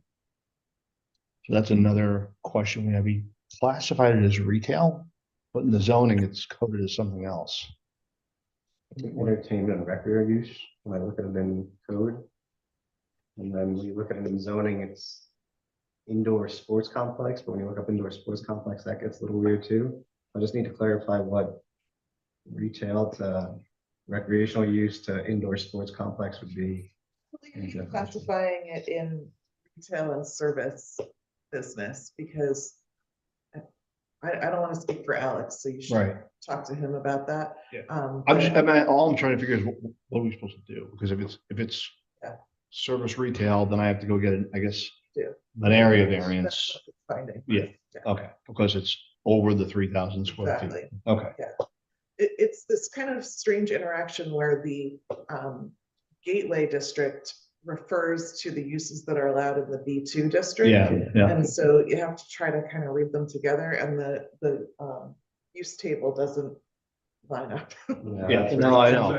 So- I just want to make sure, I'm just trying to make sure we're all, what my marching orders are and go do them. Can you share a little bit more about the intended use? The of gym? The gym? So the gym is an Anytime Fitness operator. They have, I think 17 gyms. They happen, Anytime Fitness, it's a Okay. 24-hour gym. They are my tenant down in Walden, have been for 10 or 11 years. They also have an outpost in Warwick where I work out. I belong to the gym. They're a nice family from Boston, great operators. And, I didn't even think of them. I just happened to be working out at the gym. I hadn't seen them in a while. They were there and they started telling me, oh, yeah, things are really much better. And, we have some of our people that work in Walden, live in New Paltz. We're thinking about putting a source. Like, I didn't even think of you guys, but I own a building there. So that's kind of how that came about. So, but they're, like I said, first class, good operator. Are they, currently the stairs are blocked off? That There's- lead from the parking lot, that would be, I guess, right there, Behind the liquor store you're talking about, or next to the liquor store. yes, the way to get from get to the bike shop to the liquor store. You So have we to go have- up these stairs and they block them off, and I'm Well, wondering. no, we gated them off. We had them blocked off and somebody fell. And their attorney told me that it's not enough to block them off. You have to have them gated. So, But they should be functional. I mean, people need to, that's stairs. I understand, but I had a slip and fall and the guy that's plowing the driveway right now would not shovel. Okay, so I had nobody to shovel them and I had a slip and fall and I didn't want that to continue. So I have to find someone willing to shovel the steps. Okay. That doesn't sound impossible. I mean. Well, it is with the current snowplow. He said, Well, I he says have the understand. horsepower. There's shovels. I mean, I don't know, Okay. that's Well, what I use a shovel. That's, Okay. that's No, one it's thing. It's like, I mean, I'm the pedestrian on the board here, so I know like, those things are important. Well, as long as no one can make a claim against me, I'm happy to help, but I have to find someone to plow, to shovel them and maintain them. And right now, that's not so easy. People don't want to get out of their trucks. And those stairs are on the private property, but they, I mean, in other I words, don't know who owns those stairs. They're your property. You own the stairs. Yeah. Okay, so. And you- as the owner, we have an obligation to maintain. it. But I have to find someone to maintain. so maybe that has to be considered in the resolution. Be open and maintained. But again, I have to find somebody. That's not our problem though. If, you know, if the stairs are required to be available and safe, then. we gotta be What about if I remove? Or I just I don't know. abandon them? That would be, Sounds crazy. Why would you, like, Okay, you know, the problem, Rachel, is people are crazy. They sue you for anything these days. And I'm. Excuse me? You can't block the sidewalk off. Well, but the maybe side, but the stairs- side, Because you can't find. yeah, we're why gonna, did they we're just, fall? make- just, Did they just, because of the ice or I something? think, or- let's move on. Okay, sorry. They gotta be functional, they gotta be safe and maintained, and they gotta have. well, we are maintaining them. I'm actually gonna resurface them and replace the railing. Perfect. But I need someone, it's the winter time that is the issue, not the summer. So is it possible to remove the gate now with the anticipation that you won't? I can open them. I can open the gate. I can open the gate now because there's no more snow. Great. That's possible, Yeah. but the winter is the issue. By next winter, you'll have a solution. I'm sure the tenants are gonna walk there. I used to live near there. Thanks. And so for the parking, is there a parking calculation in the plan or on the plan somewhere? Yeah, it's right here. And so that specifies how many parking spots are needed for each Correct. use and. Yeah. Okay. There are 55 spaces in total, or I mean, required, and there's 66 provided. Okay. So you actually have significantly more parking Correct. than. Well, because it required. incorporates this.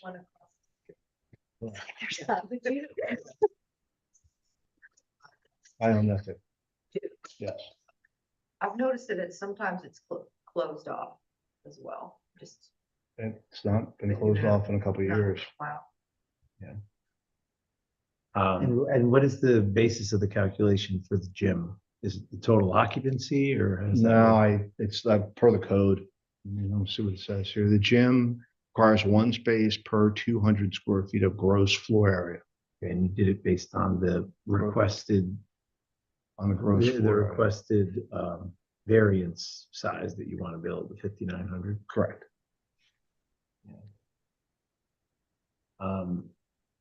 Yeah, I am a little concerned about that little like parking area you have on the east side. I feel like that those 6 spots you put in right against the building, like, well, first of all, it's unfortunate to have to like remove all the green space on that corner, but also isn't it just going to be really difficult to make that turn, make like a 180 U-turn to get It's into just those? 26 feet. So you're more than adequate. Like a state, like a highway is 24 feet. So it's a Right. fairly wide area. Right. So you don't think that it's going to cause any traffic flow issues with cars coming out, cars on the No, other You'll side, be cars? curved here. You'll be pulling in to your space, you'll be backing out and pulling out. Yeah. I think it's gonna be pretty clunky. If you have Yeah. 11 more spaces than required, what was the purpose of adding No. that parking and not making that something more Well, attractive? What it is this tenant here, this is their front entrance, and they wanted accessibility to their front entrance. Accessibility as in. Well, there's like, handicap spaces. Spaces. Okay. Right, so could you like take 1 or 2 spaces off either side of it, maybe? Just to give us a little bit more green space, especially, between the sidewalk and the parking lot. So, I mean, like, remove like this space, because you have 2 Yeah. handicap spots. You have a couple handicap spots, and you have the handicapped area. Remove the spaces on either end. I can go back to them. This is kind of their request. So, It was nice having that green, I mean, there's like a little picnic table there. Yeah, I think having just one or two fewer regular spots there, yeah, I get why they need the handicap spots, but it would be more attractive to have fewer parking spots there. Well, Alex is right about this. So this is our property line here, so I'm gonna have to shorten this up a little bit. Ah, that's a good point, yeah. So that'll make it even turning movement easier, but what this is this is the existing, following the existing path of what's there. Like the grass comes down like this now. That's what's there.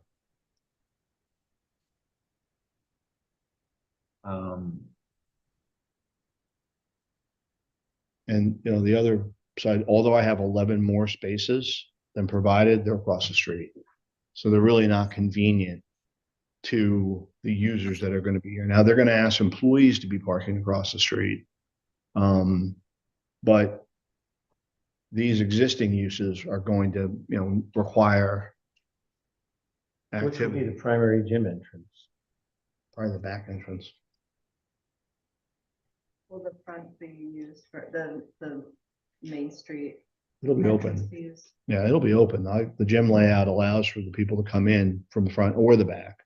But, you know, the reality of 24 spaces across the street, which are not convenient, and everybody's going to want the most convenient situation. So really, these 6 parking spaces allow for the convenience of the users. Right, but you've got, I mean, there's a crosswalk right there. Quick handicap And I there. feel like, you know, let's say you were in a giant shopping mall. I mean, it would be like walking across 6 parking spaces to get there is about the same distance as walking across the street. You gotta So it's not like they're super far away.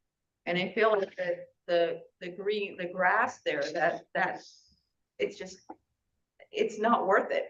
You know what I mean? It's better to keep the grass and have people walk across the street. I don't think you're going to convince the average consumer to do that.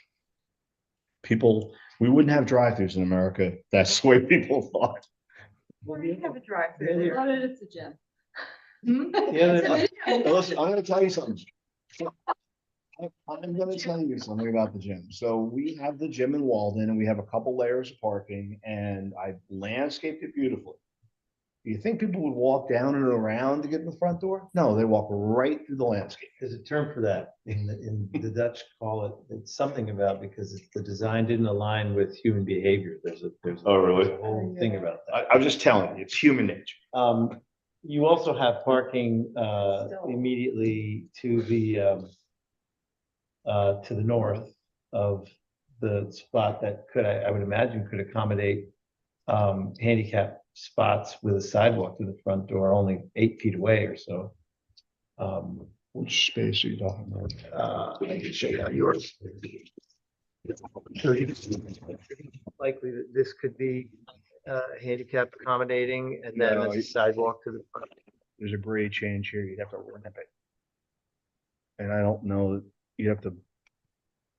There's a grade change. There's a height grade change.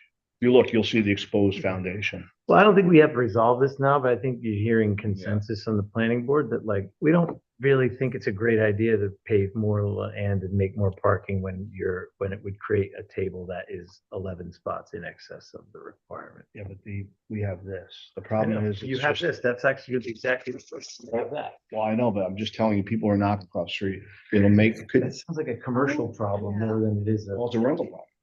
I know, but that sounds like a business owner's problem more than it is a planning accommodation. You're saying, you really Excuse feel, me. I'm sorry, I That's just, okay. sorry, I didn't. I think we'd like you to consider how this property could work without having all those new paved spots. And if if you could come back with something that mitigates what we're describing, that would be helpful. So it's one of the conditions of the tenant. I know, but that's what I mean by a commercial problem. No, we don't have a tenant. Even if you just took out 1 or 2 of those spots, like A that couple of those still- spaces potentially, I'll go back to them, but to Yeah. eliminate them at their front entrance. Mhm. There's, And I can't accommodate them anywhere else. It would be a big improvement if it were just addressing the handicap issue, I think for sure.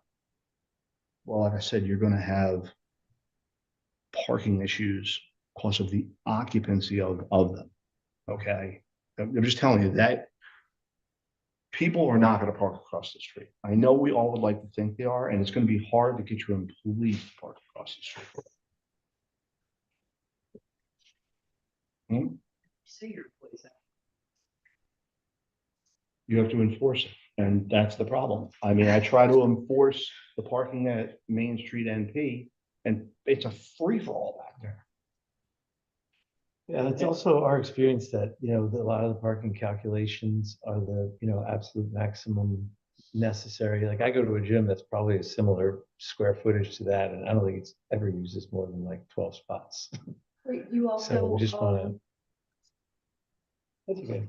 So I think we're just discouraging adding parking to a sea of pavement in a place where we could leave something a little more attractive that is green and I would think an operator of any business, including a bank, would be on board with something that's a little more appealing and a little more aligned with what the village is trying to accomplish. So Well- let's try to find a way to get the handicap spots that they really require. Without paving 8 more parking spots in a place where we don't need. Well, it's more of a customer demand. sorry, I'm really sorry. No, to that's interrupt you. okay. I I just- think you dropped the line about M&T Bank. So you also own M&T Bank? They don't have any parking in front of No, I it. don't know. What did you, why do you police their parking lot then? No, Main Street NP, where our pizza is. Oh, Okay. okay. Well, so M&T Bank is an example of a bank that has a front entrance that's on Main Street and no parking right in front of it. The parking is behind, you know, at the back entrance. So this kind of like, that would have, well, they haven't, yeah, they have a back entrance there. So, You have a grade change that's a, emergency access entrance that we have to apply for. May I point out that this project has to comply with the design standards for the Gateway District, so that's something that you may want to look at that will provide you know, code reasons for what you're talking about. So all right, let's go to that. I mean, I have to have something to go back to the tenant with, because I would like to have a tenant. If not, I don't have a tenant.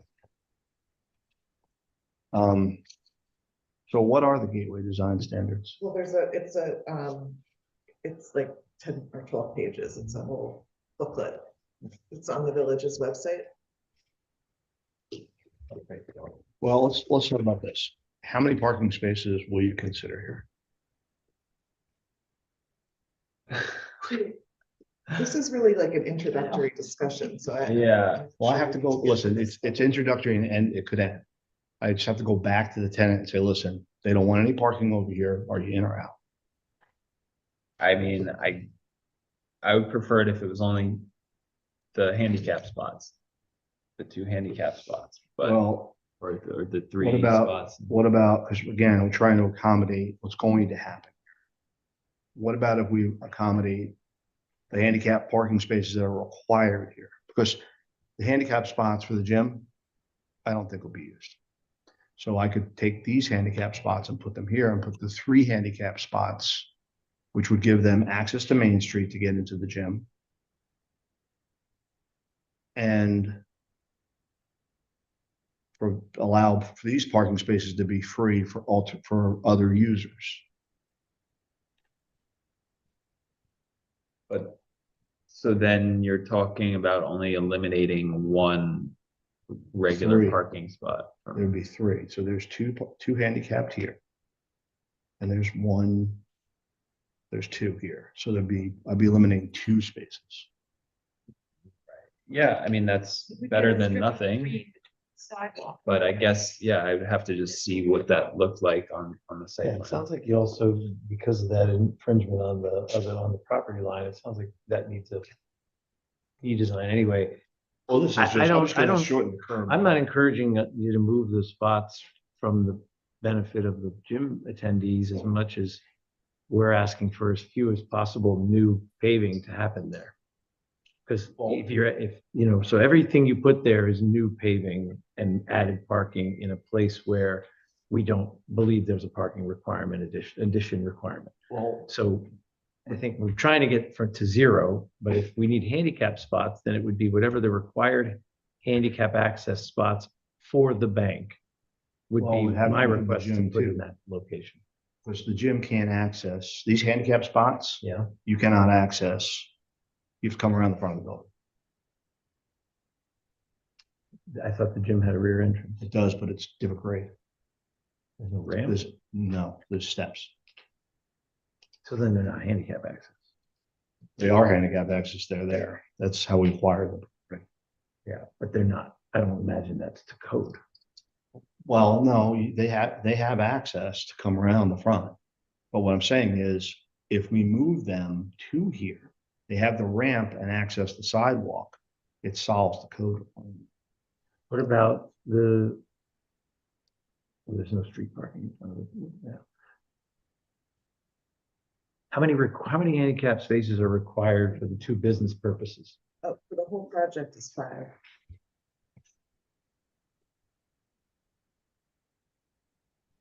I don't understand how that spot could be in the south side and be a handicapped access to the front entrance of the space.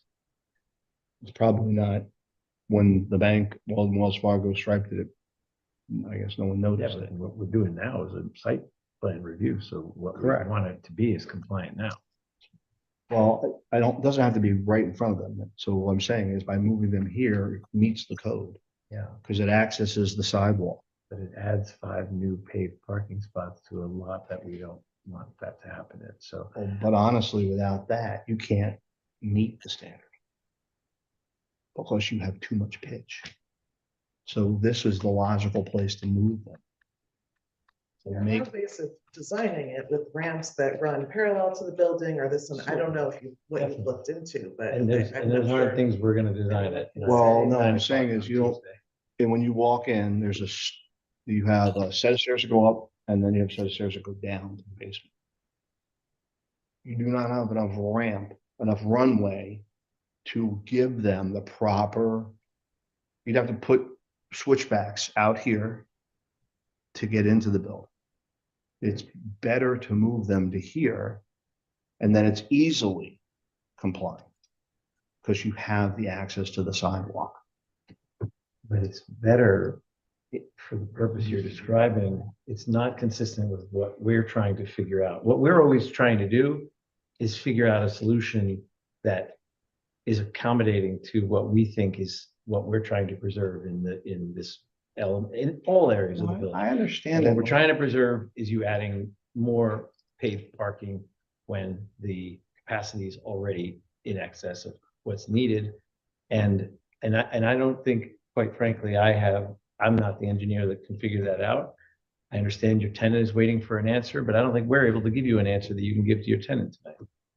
So I think you need to come, I mean, if you asked how many can we put, my thought is 2 or 3 is already more than the 2 or 3 that I would want there, frankly. But if we can't address the handicapped issue, because that's important to us as a community too, then maybe maybe 2 or 3 can be added there. But if you're saying put 5 there because that's the only place I can have handicap, No, I think I'd like to sleep on that. there's 1, 2, 3, 4. There's 4 parcels there. But you're saying you can't have a handicap spot in the back. I could have an engineer look at the ramps, but I'd lose more parking back. So I would quickly be closing in on my required parking. Well, we're just asking that you look at a couple different options with your engineer. You know, brainstorm some ideas. I don't think we're gonna figure it out all tonight. And, you know, we'll look forward to reviewing it when you come up with some solutions.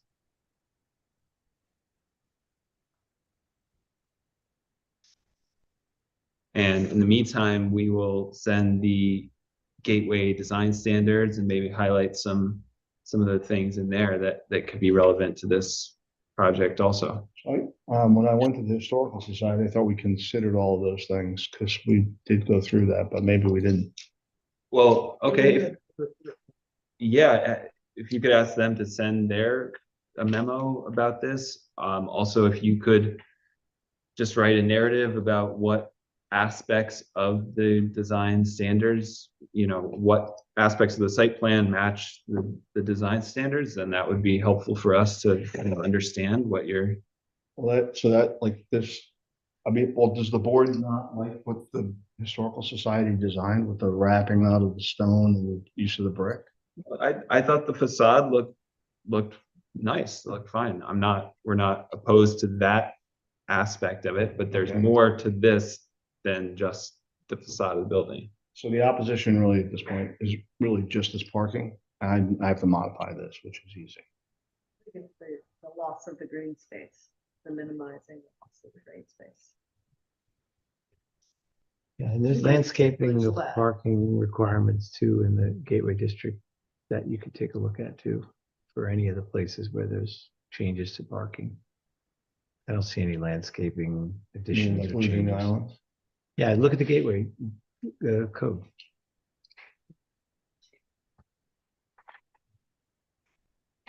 They're the largest asphalt hotspots. I mean, those are something we're looking at because of climate change. We're trying to minimize the large, as much as possible, the large extent of the asphalt. Let me ask one question. Yeah. Yeah, I'm sorry, now I interrupted you. Sorry, it's Rachel, okay. I'm sorry. It's okay. Knowing that their proposal requires a variance based on the use of the gym. Right. Is that something we want to act on or recommend in order to keep some parallel process going? Oh, Or are we not like there yet? refer Referring to ZBA. them to the ZBA. I don't know if we can. I forgot to put that Do on the that. list. We can refer them to the ZBA, yeah. Okay. But we also should set the escrow and Right. Yeah. Sorry. Skip that part. Okay. So I'd like to first get a motion to set escrow for this project at $750. Is that, oh, I'm sorry. The base is already set at 1,000, so you can, if you're going to Okay. do anything. Yeah, so let's set escrow at $1,500 then. So we paid the thousands, you just want me to add 500 to it? Yeah, I guess so. If you could just top that up. Can I get a second? Second. All in favor? Aye. Aye. Next, I'd like to get a motion to classify this as a seeker type 2 action. So moved. Second. All in favor? Aye. And at this time, would you like us to refer you to the ZBA so you can get started on the Yeah. variance for the? Yeah, because I mean, look, I'm just trying to have a project. If I have one, I have one. I don't, I don't. We're trying to help you get It's there. pretty too. unusual for someone to come in day one on a project with 4 different commercial uses and have walkout with it complete, so. Oh, I think- I understand that, and I want it we to look do. nice too, and if you look at the first building that we finished, and we went to the Historical Society, we went to the Shade Tree Commission, we want to be a good neighbor, but, there are certain things that you need, and this parking lot, go there on a Saturday, Friday or Saturday night or a Sunday in the summer, it is completely full. Okay, you go to the building, the part behind La Charla, it's a free for all back there. So I know we want to reduce asphalt, but there's no place for people to park. It's not during banking hours, though. I think what's always empty is the across the street lot, and maybe there's a way through, messaging and signage Yeah. that people can be encouraged to use that lot, because that's almost always empty. I do not believe that a person going to the bank is gonna cross 299. I think you're asking a lot of a customer. Like, if you think about it, if you were the business, I agree, the gym should not be an issue. But the customer going to the credit union, it's a different And I customer. promise we'll end the conversation, but I just want to make a point that, because we live there, we're here, we're in these places every day. The people also using your parking are people that are going to what was formerly Altavilla or what was formerly Schatzi's. They're using that parking and walking and doing all the things they do. And so if you had some sort of encouraging message that invited people to use the lot across the street, you might find that it gets used more for those people that aren't even using your property and are using your lot for other uses. So I think I'm just suggesting, which would be a benefit to the community, that you try to encourage people to use that lot or even make people aware that it's available, because I remember it being shut off for some time. I Make people aware that it's When I available, first- and you might spread out the usage that we're describing in a way that could be helpful to your new tenants too. Well, when we first acquired the property, there was we couldn't insure it. Then we got it insured, reopened it. Encourage the use of it, because that would probably spread out what you're That would take experiencing. away from my parking. My parking, the parking that's needed for the tenants. So that's what I'm saying, it's a situation where like even up at where at the little Charlotte building, that the parking lot back there. I have it signed, no one pays any attention to it. I've tried, 4 signs, people have run them over, destroyed them. I mean, I don't know how much more encouragement I can give people. Yeah, I think, especially up there, parking is definitely difficult. Thanks. And I'm telling you, go there on a Friday night or Saturday night. I myself have done it, tried it. All right, so in that case, if you want to go to the ZBA to get that area variance, I think that would be a good next move. And in that case, I'd like to get a motion to refer this project to the ZBA for an area variance. Move. Second. All in favor? Aye. And I guess the last thing is, do we want our traffic consultant to look at this, or should we wait until we see more? I think we should wait until the parking. changes, and yeah. like turn in and all that. Yeah, okay, that One more makes sense. iteration. Let's hold off on that one. All right, I think in that case, then that's all we Thank can do tonight. Okay, Thank thank you. you for coming in.